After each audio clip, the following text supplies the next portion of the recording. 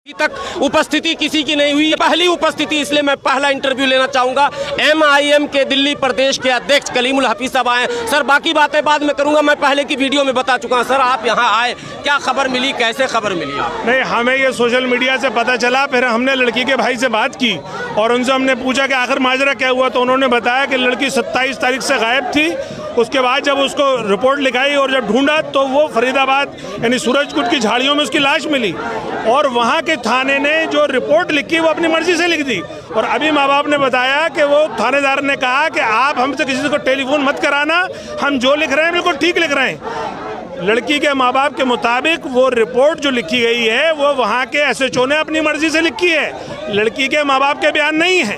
और अब उन्होंने बताया कि लड़की का माँ, उसमें पूरा गिरोह शामिल है, सिर्फ वो निज़ामुद्दीन नाम का लड़का जो अपने आप को उसका शौहर बता रहा है और कह रहा है कि मैंने उसे उसका काट दिया, मार दिया। वो एक तो शौहर नहीं है, वो उससे कोई शादी नहीं हुई, कोई निकाह नहीं हुआ। दूसरा इस ग्रुप में और कई लोग हैं, 2 नाम अभी बताए हैं, एक ज्योति का नाम बताया और एक रविंद्र मेहरा का बताया है। और ये सब सिविल डिफेंस का स्टाफ है, जो कोई कालिंदी कुछ थाने में है, कोई DM ऑफिस में है, ये लड़की खुद DM ऑफिस में थी। अब हैरानी की बात ये है कि अरविंद केजरीवाल जिस सिविल डिफेंस का के थ्रू सुरक्षा का ढिंडोरा पीटते हैं और ख़ुद वो बच्ची DM ऑफिस में काम करती है, जब वहाँ इस तरह का रैकेट और गिरोह चल रहा है तो पूरी दिल्ली में क्या हाल होगा।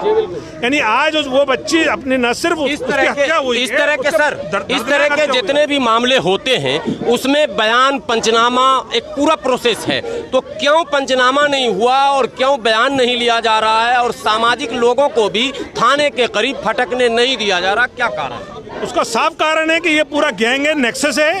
एक ये पार्टी से जुड़े हुए लोग हैं, एक आम आदमी पार्टी जो सरकार में है उसने बाकायदा सिविल डिफेंस नाम का एक ऐसा नया एक ग्रुप तैयार करा है जो पार्टी को सपोर्ट करता है और हर तरह की गुंडागर्दी करता है। उसी गुंडागर्दी का आज ये नतीजा है कि एक बच्ची उसका शिकार हो गई, अपने जान से भी उसने हाथ धोया और जो भी हालात हुए वो सब आपके सामने है। 21 साल की बच्ची बताई जाती है और सिविल डिफेंस में, जाहिर सी बात है कमजोर तो होगी नहीं, कोई एक व्यक्ति उसका अपहरण नहीं कर सकता है, गिरोह हर हाल में होगा।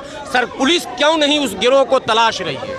देखिए, अगर पुलिस तलाश लेती तो आज इतने पब्लिक सड़क पे नहीं होती, हमें ज़रूरत नहीं पड़ती है। पुलिस की ही मक्कारी और अय्यारी है, पुलिस जानबूझकर इस तरह के मामलों को दबाती है ताकि जालिम जुल्म करता रहे और मजलूम जुल्म सहता रहे।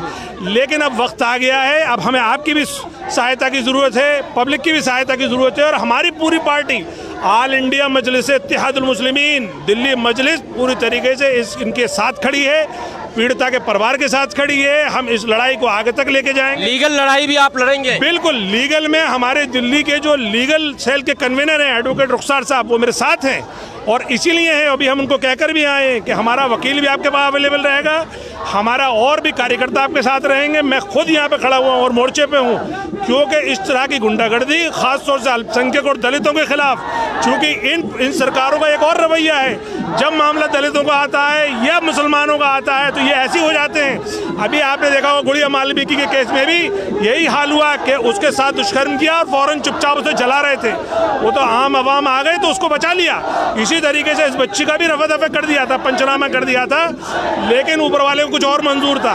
तो आज देखिए हम सब लोग यहाँ पे हैं, हमें ये उम्मीद है कि अब हम इसको इंसाफ दिलाकर रहेंगे। ये थे दिल्ली MIM के रियासती सदर जनाब कलीमुल हफीज साहब, जो उन्होंने साफ लफ्ज़ों में ये कहा है कि इस लड़ाई को, लीगल लड़ाई को भी MIM लड़ेगी और जो कुछ सोशल सपोर्ट की ज़रूरत होगी, जो सामाजिक समर्थन की ज़रूरत होगी, हम वो भी परिवार को देने के लिए तैयार हैं। एक बड़ी बात ये ज़रूर आपको जाननी चाहिए कि अब तक क्षेत्र के कोई भी निर्वाचित जनप्रतिनिधि, चाहे वो काउंसलर हो, विधायक हो या सांसद हो, तीनों में से कोई नहीं आ सके और किसी दल के कोई नेता भी मौके पर नहीं पहुंचे हैं, न पीड़ित परिवार से मिलने पहुंचे हैं। अब इस समय पहली बार पॉलिटिकल पार्टियों में MIM के प्रदेश अध्यक्ष अपने तमाम कार्यकर्ताओं के साथ पीड़ित परिवार को सपोर्ट करने और लीगल लड़ाई लड़ने के ऐलान के साथ आए हुए हैं। आगे इंतजार कीजिए कि क्या क्या मोड़ ये लेता है। 3 से 4 घंटे के मुशक्कत के बाद अब SHO साहब पहली बार सड़क पर तशरीफ लाए हैं। मैं कोशिश करूंगा कि पुलिस के वरीय पदाधिकारी यदि आते हैं और कैमरे पर बात करते हैं तो उनसे भी बात करने की मैं कोशिश करूंगा। आप बने रहें देश की सच्चाई के साथ।